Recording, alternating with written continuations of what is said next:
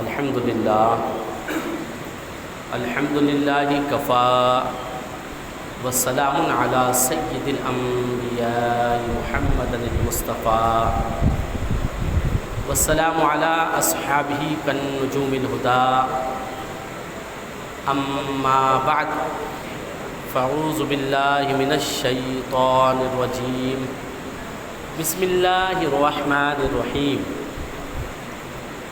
ان اللہ وملائکتہ یصلون علی النبی یا ایہا الذین آمنوا صلوا علیہ وسلموا تسلیما صدق اللہ العظیم وبلغنا رسولہ النبی الامین المتین الکریم ونحن علی ذلک لمن الشاہدین والشاکرین والحمد للہ رب العالمین۔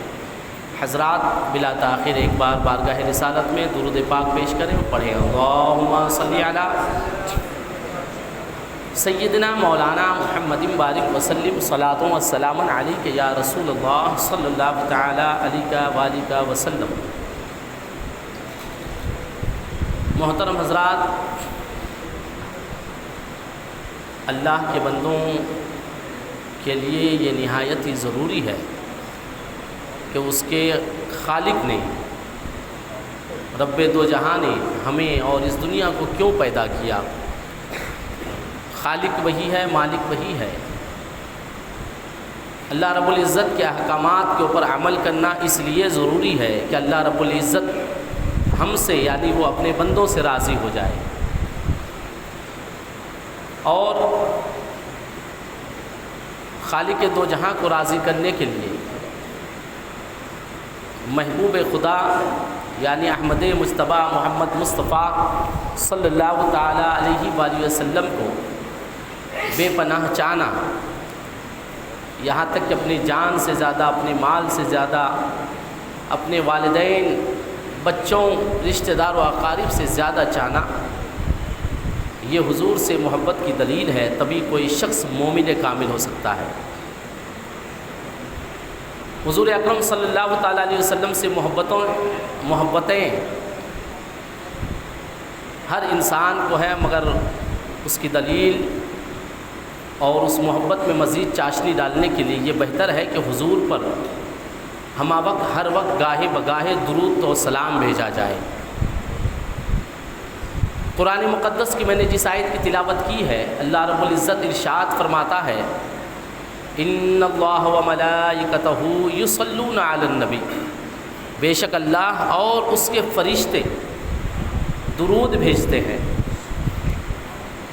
اور خوب سلام بھیجتے ہیں اس کے نبی پر۔ اے لوگو تم بھی ان پر درود اور سلام بھیجا کرو۔ نبی کریم صلی اللہ تعالیٰ علیہ وآلہ وسلم کا جب بھی اسم گرامی زبان پہ آئے یا سنے یا کہے یا پڑھے تو ایک مرتبہ حضور پر درود پڑھنا واجب ہو جاتا ہے۔ آپ گاہے بگاہے اگر کوئی اسلامی کتاب پڑھ رہے ہیں، حضور کا اسم گرامی آیا تو درود ایک بار پڑھنا واجب۔ آپ نے سنا حضور صلی اللہ تعالیٰ علیہ وسلم کا اسم گرامی، آپ پر درود پڑھنا واجب۔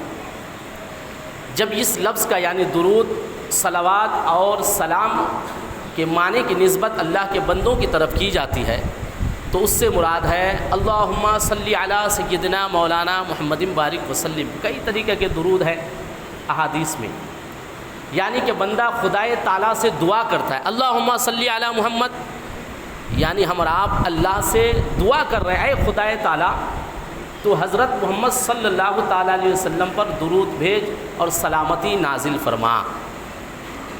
ہر بندہ اللہ رب العزت سے دعا کرتا ہے تو اپنے لیے دعا کرتا ہے۔ ہم کبھی روزی کے مانگتے ہیں تو یہ ہماری ذات سے اس کا تعلق ہے، کبھی بیماری کے عالم میں شفا چاہتے ہیں، صحت چاہتے ہیں تو ہماری ذات سے تعلق ہے۔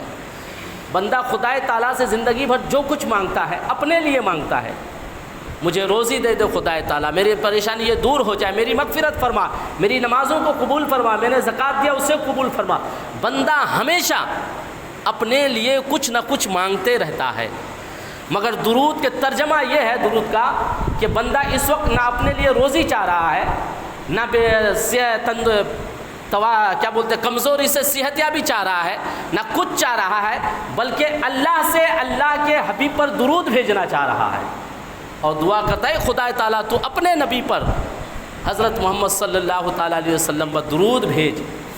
اچھا، درود اور سلام جب اس کا تعلق بندوں کی طرف ہوگا، ٹرانسلیشن اور ترجمہ، تو اللہم صلی علی سیدنا مولانا محمد ہوگا۔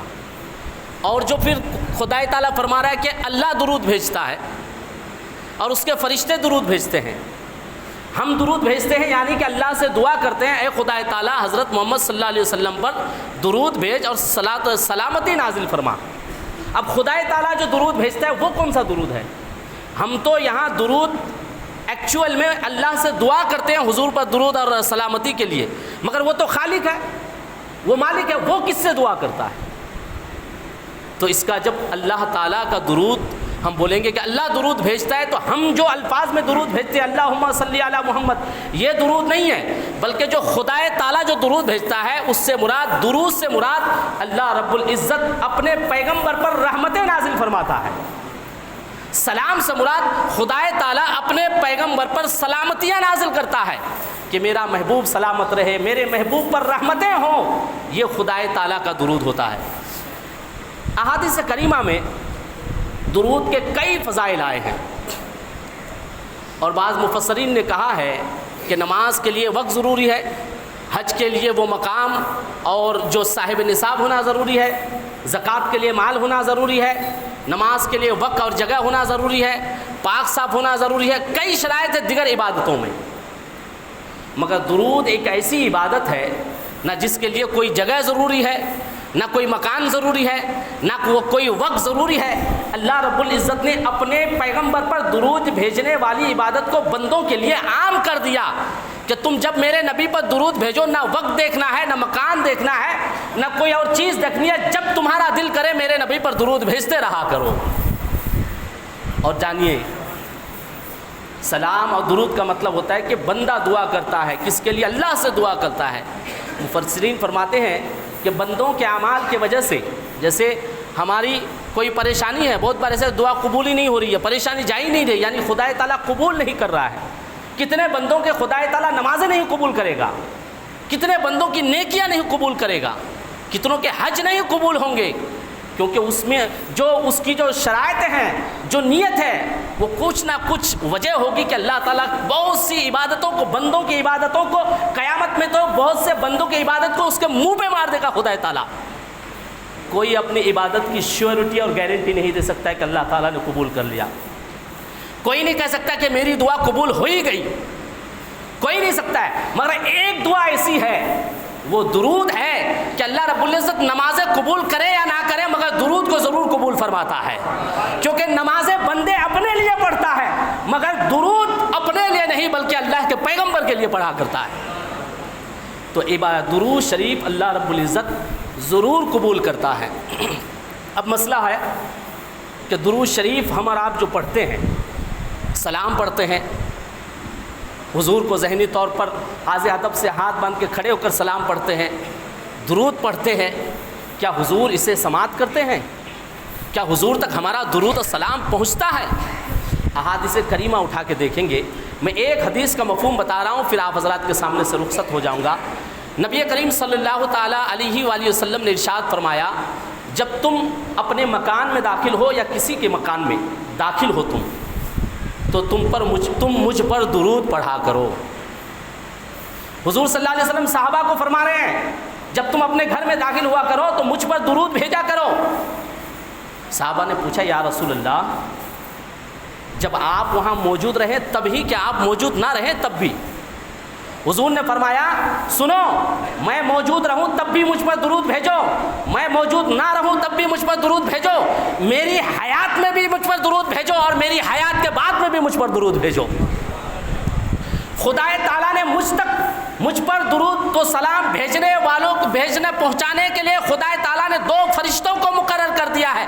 جیسے ہی کوئی مجھ پر درود بھیجتا ہے، مجھ پر سلام بھیجتا ہے، وہ فرشتے لا کر مجھ پر حاضر کر دیا کرتے ہیں، پیش کر دیا کرتے ہیں، حضور نے فرمایا۔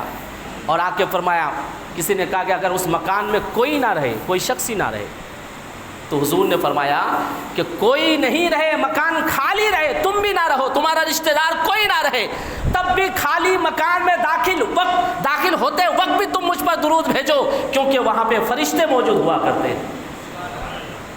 خالی مکان میں حضور پر پیش کیے گئے درود و سلام کو لینے کے لیے، حضور کی بارگاہ میں پیش کرنے کے لیے فرشتے موجود ہیں۔ اچھا، تو یہ اس طرح کی حدیث تھی، اور کئی ہے اس سلسلے میں، اور کچھ حدیثیں ایسے ہیں کہ حضور صلی اللہ تعالیٰ علیہ وسلم، وہ واقعہ کہ آپ کہیں دعوت گئے تھے، آپ کے دشمن نے آپ کے بھنے ہوئے گوشت میں زہر ڈال دیا تھا، آپ نے فرمایا کہ تم نے اس پہ زہر ڈالا ہے؟ اس خاتون نے پوچھا آپ کو کیسے معلوم؟ تو حضور نے فرمایا اس بکرے کے بھنے ہوئے گوشت نے مجھ سے کہہ دیا ہے کہ مجھ میں زہر ڈالا گیا ہے۔ تو آقا فرماتے ہیں کہ اللہ رب العزت نے میرے لیے سماعت کو، قوت سماعت کو اتنا بڑھا دیا ہے کہ میں حاضر کو بھی سنا کرتا ہوں اور غائب کو بھی سنا کرتا ہوں۔ لہٰذا حضور پر درود پڑھا جائے، یہ ایک ایسی عبادت ہے جو قبول ہوتی ہی ہے۔ انشاءاللہ العزیز پھر کسی موقع سے اس تعلق سے گفتگو کی کوشش کروں گا۔ وما علینا الا البلاغ۔ السلام علیکم ورحمۃ اللہ وبرکاتہ۔